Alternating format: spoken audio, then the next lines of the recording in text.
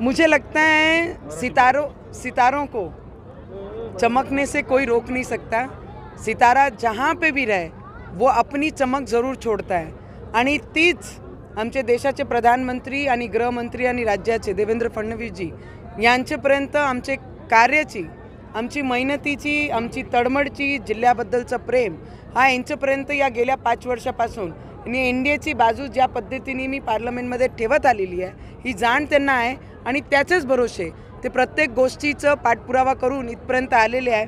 तर मला ते जेही होईल, आज माझे पक्षांनी मला विश्वास दिला आहे की कोणत्याही निर्णयासोबत ते माझे पाठीशी राहील आणि जेही निर्णय माझे देशाचे प्रधानमंत्री नरेंद्र मोदीजी, अमित भाई आणि देवेंद्रजी आणि रवीजी करतील त्याच्यासोबत मी त्यांच्या शब्दाचे बाहेर अलीकडे जाणार नाही।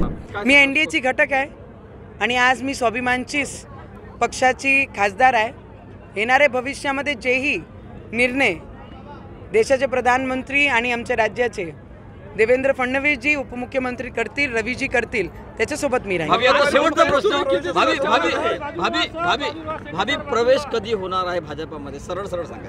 सस्पेन्स लोक पण संभ्रमात आहे, कार्यकर्ते पण संभ्रमात आहे। सस्पेन्स केव्हा दूर करणार?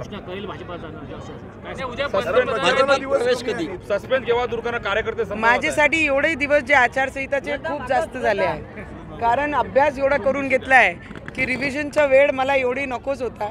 पण जे 26 तारखे माझे अमरावतीचं पोलिंगचं ठरलेलं आहे, तर जेही आपल्याला अपेक्षित आहे, जेव्हाही योग्य वेळ राहील त्या योग्य वेळीच ती योग्य निर्णय आपल्याला कळवण्यात येईल।